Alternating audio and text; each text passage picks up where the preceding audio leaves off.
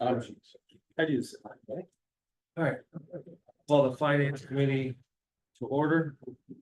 So God, did you take the roll call Mr. Bale, Here.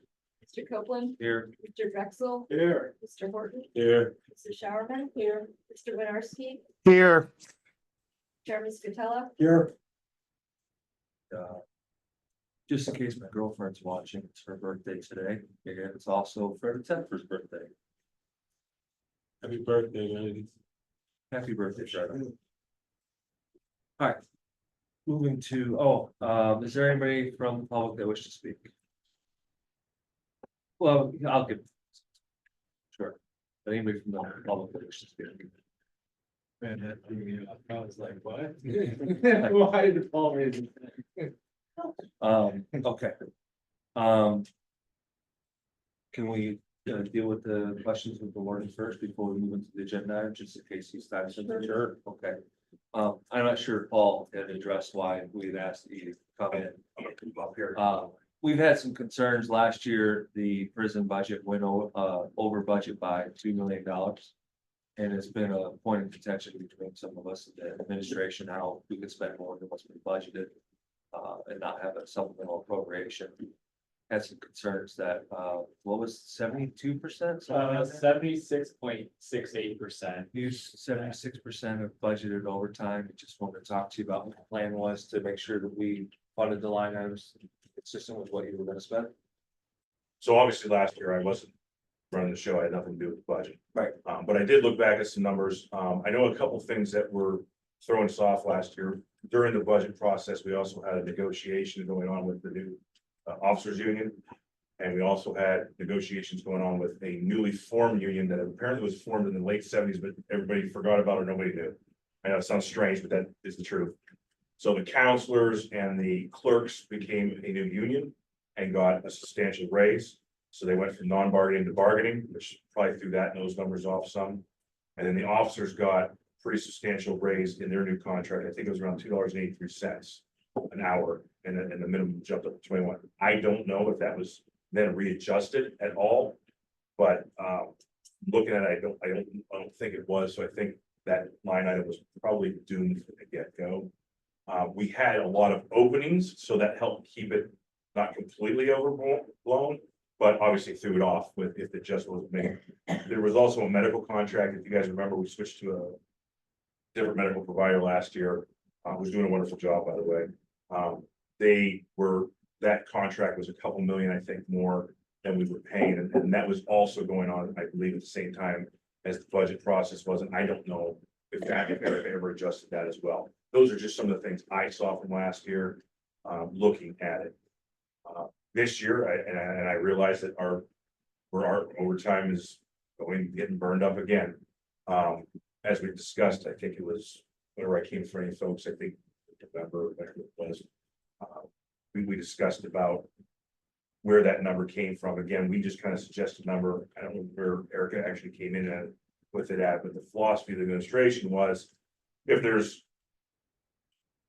the bargaining wages are not all used up, that could be transferred over to help cover that. Why it didn't work last year, and again, I'm assuming this, which I shouldn't assume, but I didn't have that. It wasn't part of my area, because Kevin was still there, was because of those new contracts and the changes not being made there. I've already kind of rang the bell with Paul saying, hey, we're eating this up already pretty quick. We were down 19 officers in January, which sounds like a lot, but that was the best we had been in pre-COVID. Unfortunately, since then, we're back to like 36 down within a month, between some terminations, between people leaving for retirement and promotions, maybe through that process. And last month, or the last couple of weeks, last month, we had 4 officers just stop showing up for work. Didn't really know what happened to them. It's the clientele we see now with the work ethic, and some of the folks we're hiring just stopped showing up. And when we finally got a hold of them, they said they were done. They had to beg them for a resignation or an email or something, and then had to actually kind of threaten them to say, hey, if you don't turn in your county property or $800 radio, we're going to have to press charges. That's the only reason we get them in, by having to make that threat, which is kind of how ridiculous it's gotten with some of the staff. just to give you guys an idea, this week took 3 weeks to get 10 applications. When I was a training coordinator, I used to be able to get 50 in a couple of weeks. We take the top 25, test them out, and hire the best 15. Took me 3 weeks, took us 3 weeks to get 10. 6 show up. One's not a US citizen, can't carry a firearm. It's a shame, because he probably would have been a great employee, but he doesn't meet the qualifications, can't get through the academy, where you have to use firearms. So we're down to 5. One didn't show up for the physical agility test that afternoon, so we're down to 4. One we were not gonna hire, he just wasn't a good fit, so that puts us at 3. That was last week. Oh, we're now down to 1 because the 2 of them found better paying jobs already since then. One's going to Sam's Club, starting $1 an hour more, and the other one's going to that salad dressing place, making more than our officers make starting now. So that's what we're facing right now. We have ad campaigns. Paul, how long have we run that for? That's been months. Months, 6 some months. We were running online and commercial campaigns on the radio. That seemed to help a little bit at first. It just, nobody wants to get into this field anymore. Criminal justice programs, if you look at them at Gannon, Enbrold, Merciers.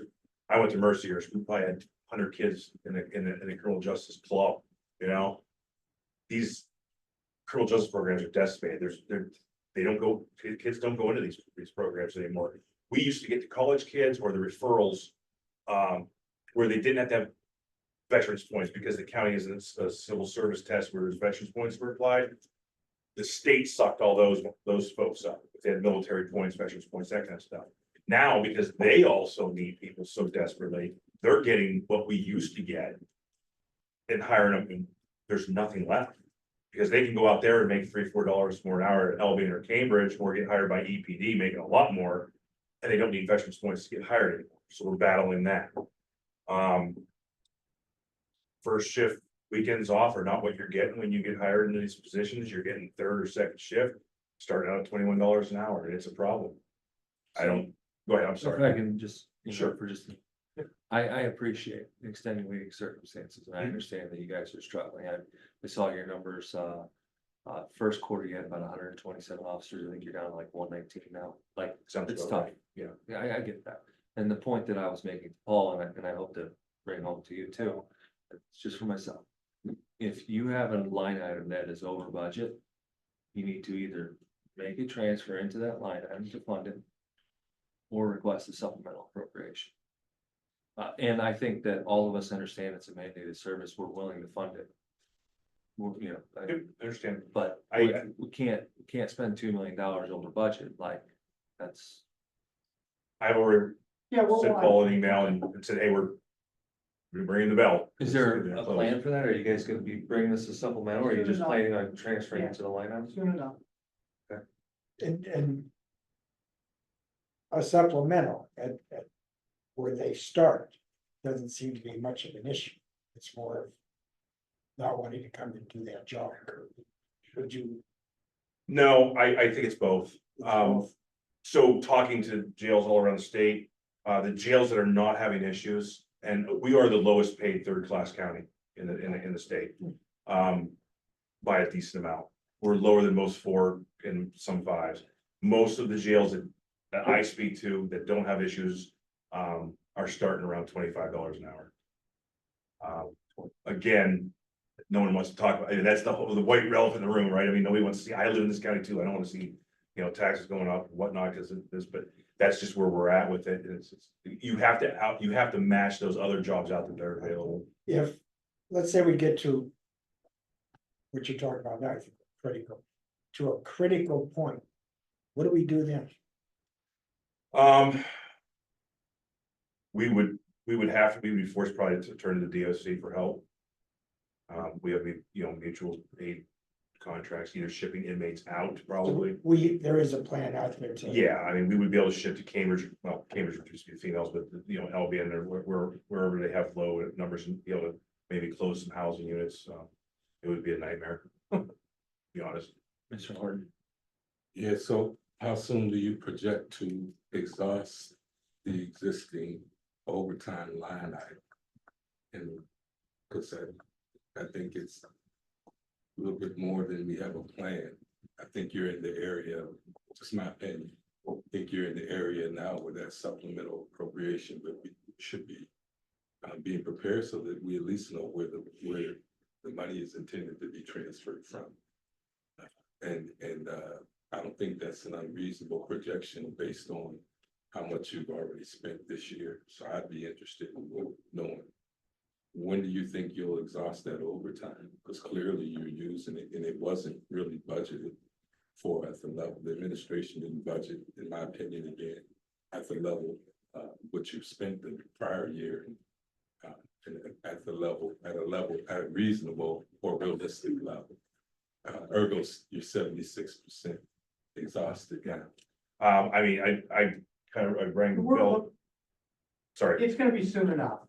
It was at 76% as of the end of February the shortest 28th. month. I'm assuming now that we're 3 months in, it's gone, right? You've exhausted the line item. We're around there. I appreciate, well, yeah, sir. I thought I remember differently, like when we came down to the budget stuff. I thought we were looking at this pretty clearly as being much higher than what we were budgeting for, and we were sounding the alarm bells from this side. Now we're in that position. Just want to say, like, kind of, for the record, like, we know that we should fund this at a higher rate this year when we come back to the budget. Let's not undercut it next time, so we're back in this position. I know we had hoped that we would bring on more officers and have a lower amount there, but if we would have known we were bringing on more officers, in one of those line items, whether it be regular wages or overtime, somewhere there would have been excess money to cover, right? You don't have enough officers, you gotta transfer some of the overtime. We hired a bunch, we can move that over here. I just wanna make sure that we pay attention to that going into this next year, because we're only, 6 months away from that. Yeah, and I'd like to know as soon as possible, because yeah, I mean, I like for you to have exhausted all other avenues before you come back with the supplemental appropriation. I think that austerity is required, and I think that you can transfer 10% from some other areas possibly within your own department. I don't know, and that's where the austerity is going to be required. I haven't doubled down or looked to see where that could be trimmed, but overtime never was budgeted properly by the administration. That's why we're here in April. I can also let you know, our revenues are way up this year. So, we project that to be very high this year, with our federal contracts that we have. The county executive signed the new contract last year that we negotiated with the feds. Took us from $75 a day to $99 a day for those. And we're blowing that out. We're probably like almost halfway to that already. So at least there is a little bit of good news there, you know. So between you and Paul, you'll look and see where you can transfer within the department before we tap into the taxpayers' money. Yeah. It sounds like, I mean, you have more revenues than you budgeted and anticipated. I think by the end of the year, we will. We don't yet have that at 100% or over, but it's on track to be a lot higher. Unanticipated revenue is to be supplementally or appropriated, so. That sounds like that could be a source of some of this money. I have something completely, I mean, we don't get these opportunities with the board or department heads. I'm not sure this is with the public thing that I want to ask, because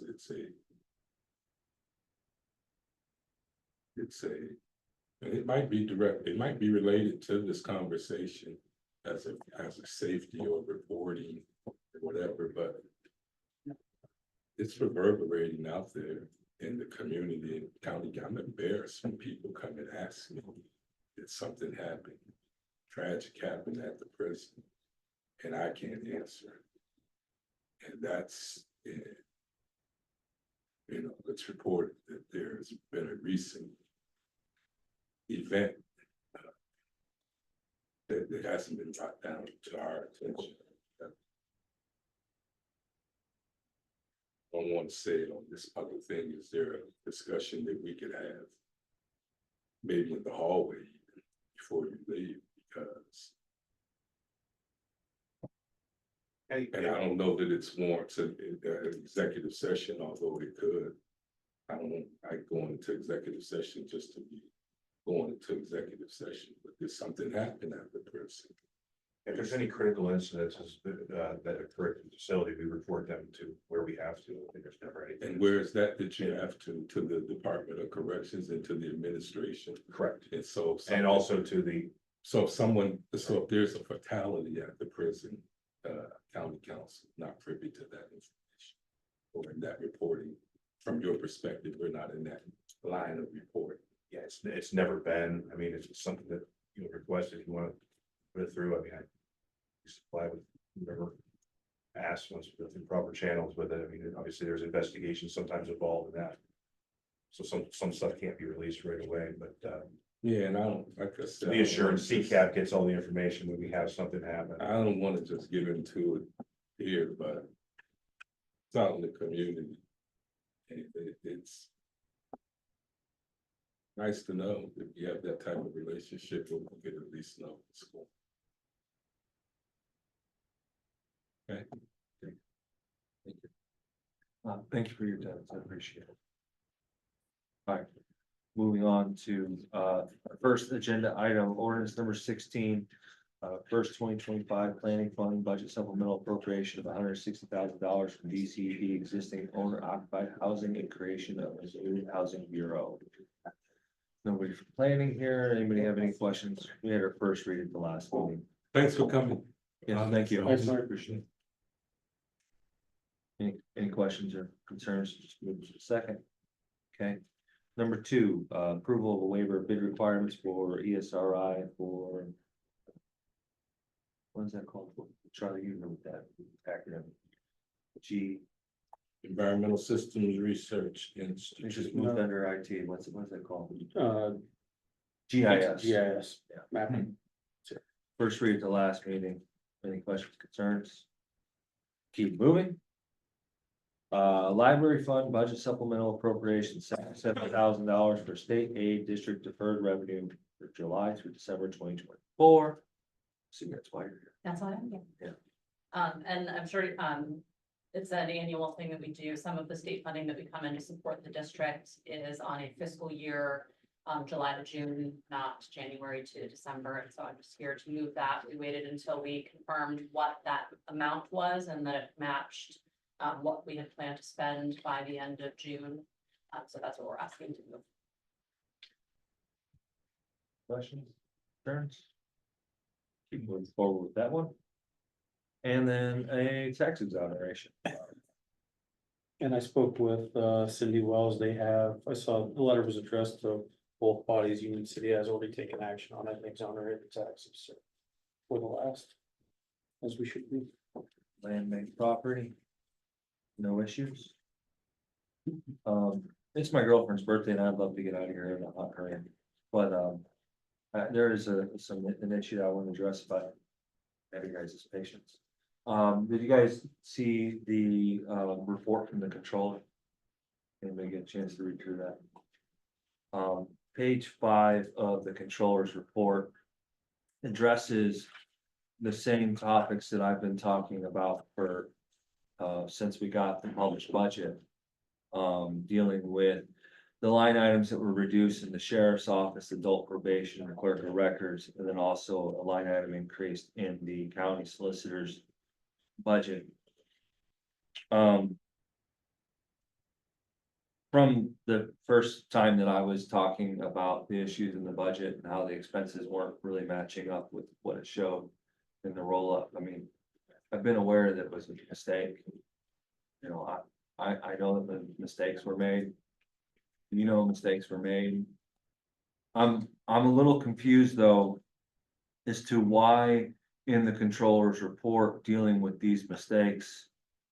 That you're finally just now saying what it was that happened, why those mistakes are incorporated in the published budget. I don't understand why in the previous meetings when I've asked you about these instances and why these are in the final published budget in this way. Why that wasn't talked about. Are these not your responses that are incorporated? I'm kind of, I mean, I brought up very specifically that there was $600,000 that was removed from the sheriff's budget. Yes, I brought it up in 3 consecutive yes, meetings. and if you remember at the sheriff's meeting during the budget session, we gave you guys the new sheets that showed the mistake that had been made. New budget sheets. Am I the only one that thinks I'm losing my mind here? You're not, trust me, Looking at. so. If you find any written record of that? That's not your published budget, I mean, and even if you gave us amended sheets, like the proposed budget is due on October 1st. Yes, The appropriate way to remedy that, if that was the case, would be to bring us an action sheet. Or propose. one we gave you to us. proposed action sheets that went for naught, so what we did give you, Well, I'm aware of the one from the gaming transfers where we said. there were no. like 10 or 12, I think. That somebody up in my office, the director of accounting had sent down, but nonetheless there. We did give you. Did we deliberate on changing from the, See, I wasn't invited to the deliberation meeting, so I don't know if you did or not. the meeting where we took the votes? And brought all of Saturday, them up? Saturday lunch meeting. Yeah, our meetings are publicly published. You are welcome to attend any of them. You don't require, I mean, you are. I think the only one that was the row offices, where we were meeting just with the row office. But, you know, where we're discussing action sheets, you're welcome to sit here for 8 hours with us. Maybe not. I'm just. Well, why didn't you talk about that in the last 3 meetings where I brought this up? Are you gonna follow the controller's recommendations to follow the official process? Some of those we will, some of those we won't. Some of those things are still in litigation. Well, we would love to remove these items from our litigation if you guys. I would discuss the too. terms with us. If we'd all come to terms with. Why don't you bring us an ordinance that fixes these issues? And we can put this part to bed. Okay. I mean, serious. Does anybody disagree with that premise that, like, we take one item off the table and pay a lawyer a little bit less? Sorry. But, I mean, wouldn't that be nice? Come up and we'll talk about it sometime. I actually really am intentional about talking about it in a public meeting. Okay. With people present in the public, because like, I think that transparency matters. Okay. And like for 6 months, I've been talking about this, and the administration has said that I am a, what's the word? I'm amateur. Inexperienced. I don't know what I'm doing, I don't know what I'm talking about, the rock's wrong, the budget's fine, nothing Well, wrong with it. Wait. That's the controller's opinion on those things. Well, you have now That's council mathematical talking about fact. this, and the controller talking about this. And those And things, you've never once talked about it in a public meeting. a lot of those things were in litigation. You know that, I know that. Let's get it out of litigation and resolve this in a way that we take a vote and enact something into law. They weren't in litigation when we first asked. No, they And weren't. Those questions, they actually were put into litigation. Right before the controller brought down the report, but you answered the controller while in litigation, but you're telling us. You couldn't answer us while it was in litigation. A lot of your stories just don't match, it's not a problem, but. I know Rock wants to go. We're not gonna get any good answers, so. Well, it's problematic when the department heads come down and submit their budget. And then we go over it with them and they don't even know that the administration has already hampered or removed things out of their budget. Things like overtime, things like a position, I mean, important things. And so they had no clue as to what their budget, not just one. The vast majority of them have their department heads, they have no clue what's in their budget, Thank you, Jess. which is crazy. So week in, week out, he asked, and you tell us you'll get us an answer. But you never once said, okay, it's a problem. I mean, I've been keenly aware that the line item for the sheriff wages did not match the total of the actual positions of the following pages. I'm aware of that. I would actually be a lot less sensitive to that if we hadn't also deprived the sheriff of the amount of overtime. that we did. And so maybe it's actually kind of important, maybe that wage line remains what we adopted it. We took the, forget the legal term, proposed budget that was presented to us on October 1st. That is the document that we, we're basing our decisions off of. And that line item contains $600,000, that section of the budget contains $600,000 more than what shows in the published budget. And that matters. It matters because by law, you're supposed to give us a balanced budget.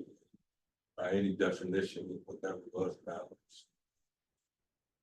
Okay, I'm done harping about it, but I mean, I would like to take this out of our litigation. I would like to deal with this in a lawful process where council deliberates and votes on it and passes it into law. You do not have the authority to make these changes in the published budget. Period. And then it's posted online as if it's law.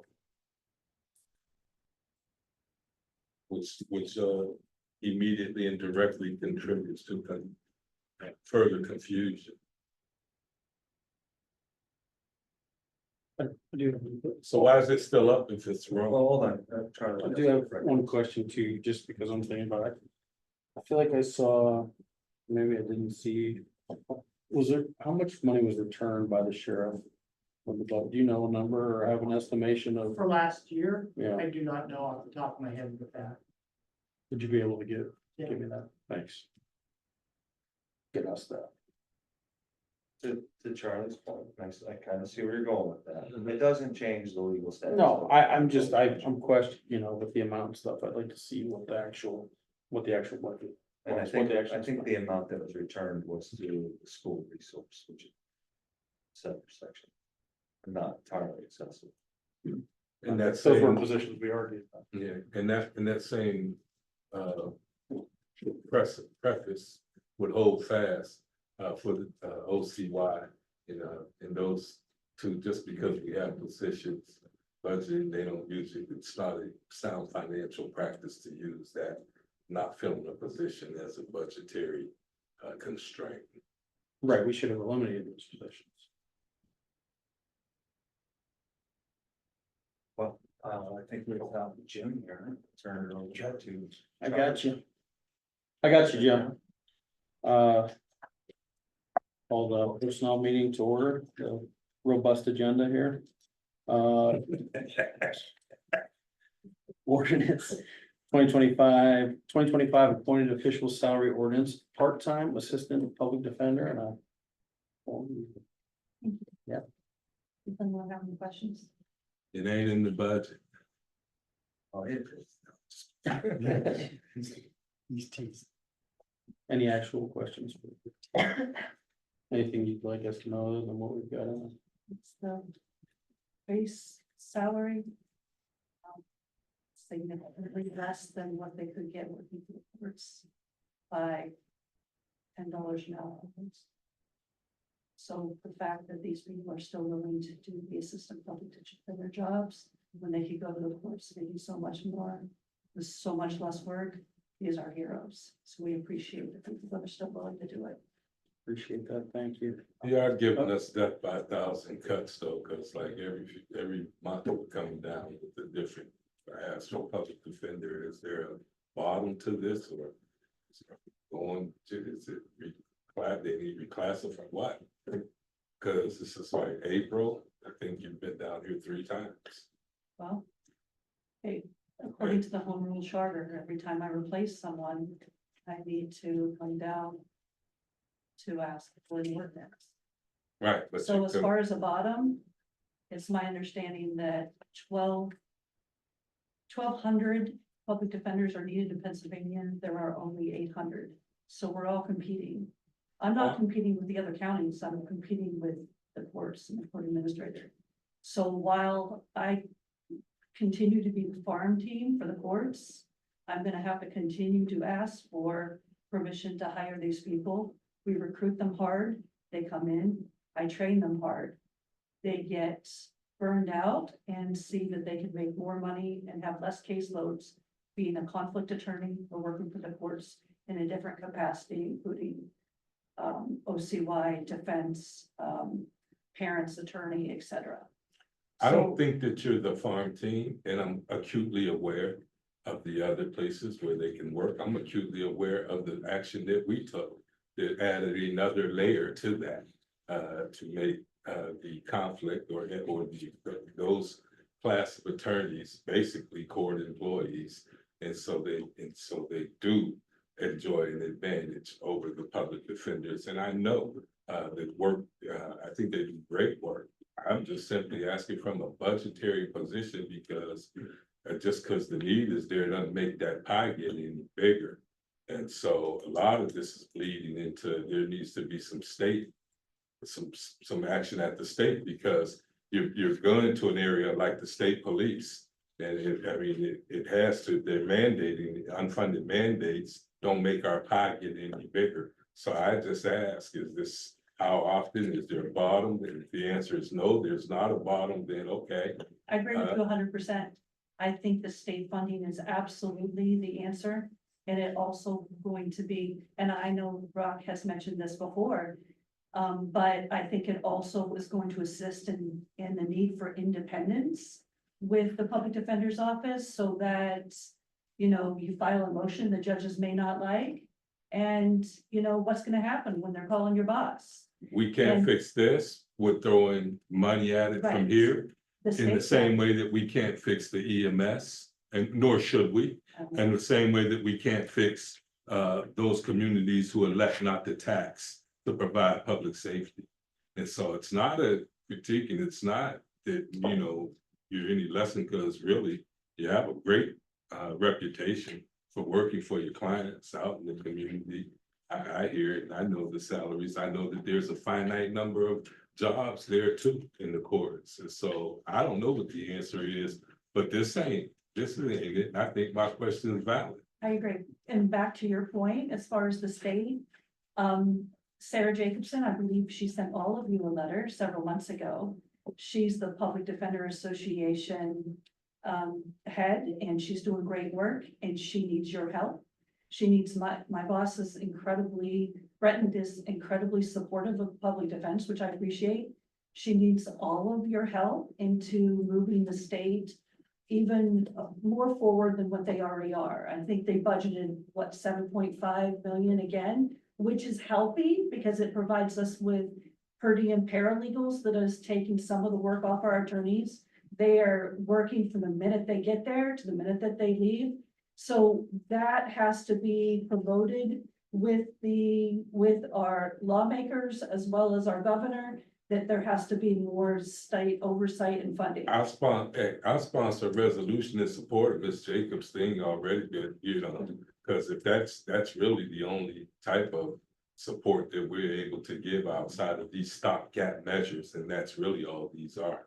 It's like putting a Band-Aid on a gaping wound and stuff. And so, but if there's a letter, is there a sample letter that Ms. Jacobs provided? I have to go back and look and stuff, but I'd be more than happy to sponsor a resolution in support of the state.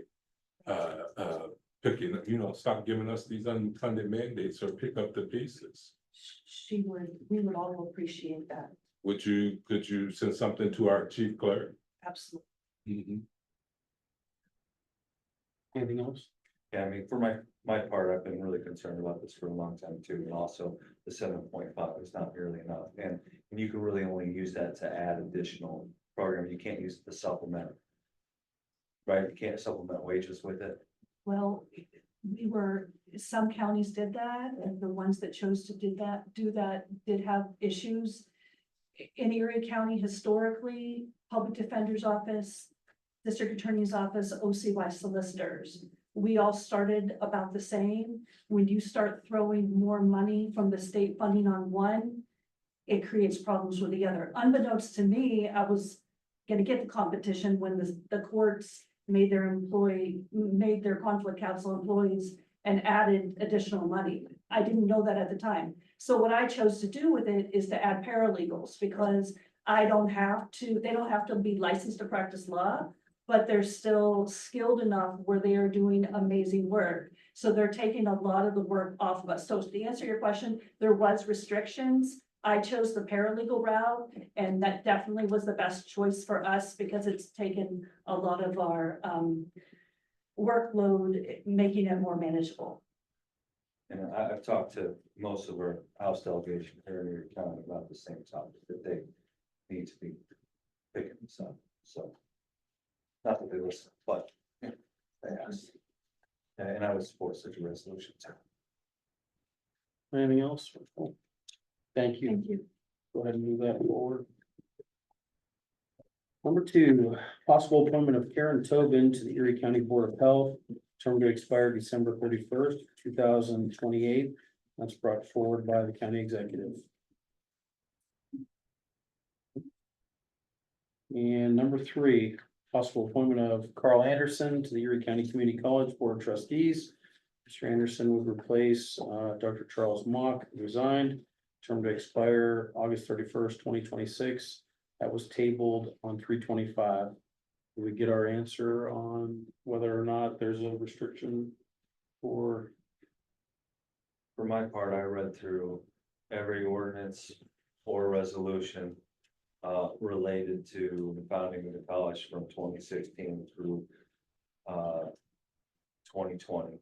And I've not found any document with that restriction. Mr. Chair, document aside, I'm prepared to vote in the affirmation for Mr. Anderson. I'm sitting out there, it's kind of weird because he appointed Dr. Mock as replacing him, but I very rarely do I oppose anyone's appointments. And I'm not in opposition of this, but I do know that there was a declaratory statement attached to that. And we can do away with all of that right now and just say that, you know, move forward with this appointment, but it has to hold fast for everybody. In other words, you can't come back next year, somebody else come back, there's some stuff that is an issue, or it's probably gonna be some litigation. I did note that the whole county knows about it, it wasn't done in a vacuum. the administration code doesn't address this in any way. And perhaps it's something that we should amend in the future. I The looked through the, appointment process. I looked through the Erie County Community College information, I looked through the administrative code, I read in the home rule charter. I think the only thing I could find that was, the closest thing I could find was if you had served as a council member, that you could not be a paid consultant for at least 1 year after you had left. And that's the only thing that I could find. I'm not saying it's not out Oh, there. no, I'm but telling I you couldn't it's out find there, it. I'm telling you it's out there.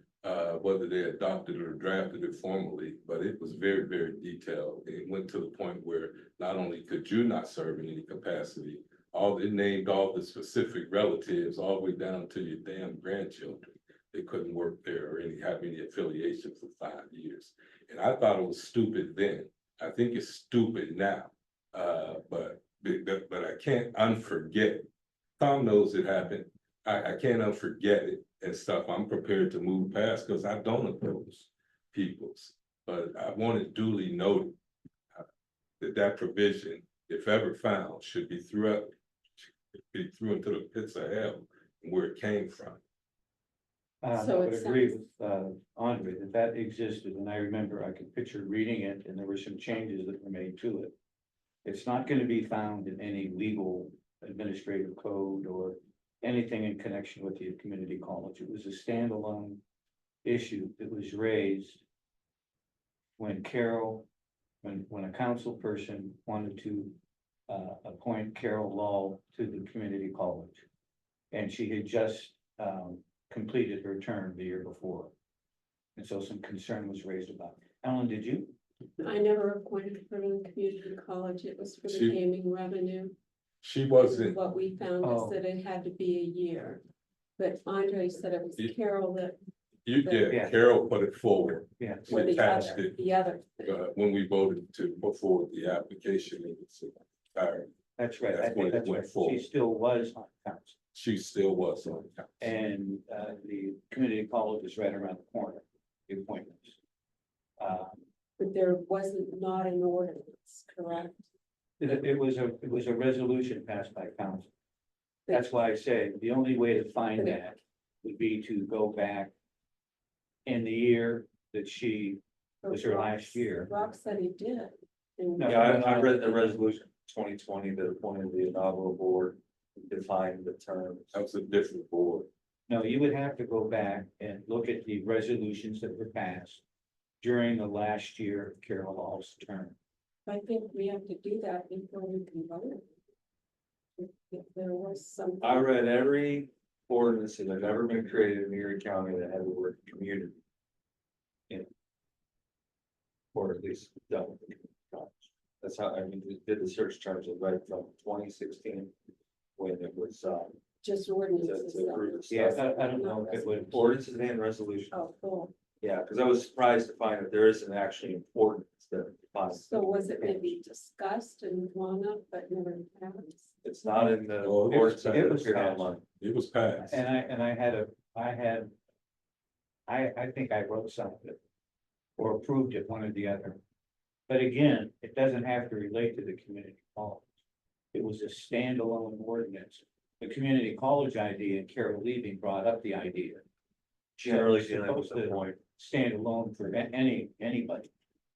And I don't have, like I said, I'm not in opposition. I just know that that existed. And I'll do what Bart says, but I know that exists. And if that stipulation can be enforced, then I don't think it should be enforced now. And I don't think it should have ever been enforced, and I don't think it should be enforced in the future, so I don't know how to discharge that or without finding it. I don't know how to move this forward without knowing that. To your point. Right. Well, just vote on it. So we'll see Tuesday's meeting, if there's an appetite to take it off the table and vote it up or vote it down. To the extent if there was something that may existed, you could waive it. In this particular instance. In the meantime. That don't get us where we wanna go, because you're gonna waive it for everybody in the future. Right. I'll continue to look. I didn't search all the resolutions and ordinances. I looked through all the other documents that we had. I will continue searching there and see what I can come up with. Just the year in which, Right. last year in Carol's term. Yeah, and I apologize, I'm not trying to be That was in difficult 20. or anything like that. Okay. Mr. Vice Chair, Yes, sir. believe it or not, I did talk to Carl and he actually found a few resolutions that maybe Karen can look into. Resolution 27 and 28 of 2017. And then there might have been another resolution 21 of 2019 that maybe possibly amended it or something, but it might start at least getting some information, even like Andre's talking about, or what they were and how long of a period. And I think even he, looking through it a little farther, he would probably be about 2 months shy of that 5 years in the August area, because they only meet 4 times a year. So he'd be close to missing this quarterly meeting anyway, so it may be something we could amend in August to put him on. But if Karen would check into those, and I can even send her those resolutions And we can follow up before, a caucus and determine if we want to keep it on or not. Yeah. And gentlemen, again, it's important to note that, again, I'm not in opposition of it. I just think that, that thing should be. We should be definitive in what we're doing. Let's do it right. And these were the resolutions that were passed. Let's abide by them. Thank you. Thanks, Jim. All right, Karen will continue to look into it. We can, This is good to have some of it. I think resolution number looks like 28 of 2017. What I was talking about, and it may not even be to the, Colin has it, if you all look at it. Glasses. That would have been way before. Waiting. That's when the application Well, was that before. sounds right. That sounds right, that we already had it on the books, and then we reinterpreted it in 2019. All right, we can pull them up. Yeah, it'll make sense. The Would you- ordinances are hard to look up because if the word is not in the title, it's not This is picking up the exactly what content. Andre's This, talking if about. you, will just make a copy for everyone. Yeah. For Tuesday, and I don't have a problem of voting in the affirmative on this. I think we should discharge that policy or anything, if it causes any confusion, I think we should discharge that policy and move to a point. I mean, that's clearly, that's it. Which one is that? 28. 2017. Okay. Thank you. Of course. So you have the archives. Colin, he's underpaid, man. We gotta put that guy. So you have the archives. You can go back. Yeah. It's been very helpful for understanding some of the budgetary policies, things that have been done historically, so. Karen, you'll make sure we Oh, sure. copies of it. We Yep. can discuss it on I'll Tuesday. send that out for everybody. Yeah, because come Tuesday, like I said, I'm prepared to vote in the affirmative, but I think we should probably add a resolution to do away with that policy, just to make it This was really clean amended cut. 2 years later, because I'm reading it out of the language was gonna be policy. If you recall. Yeah. Yeah. I don't know. What resolution amended it in 2019 though? We find that amendment in 2019 to this. We're gonna continue debate, or we're gonna leave it for Tuesday. Let's leave it for Tuesday. All right. Do we have any need for an executive session, or can we take a motion for adjournment? So move. Sorry, I can't. Motion first. Andre, that. Andre.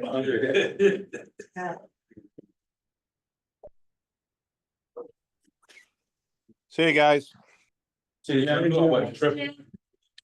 Huh? I said, I knew I wasn't tripping. Yeah. Yeah, so the first They actually called that. I didn't see that one. You know what? Because it had They to do with they actually amendment. called. Seconds. Right.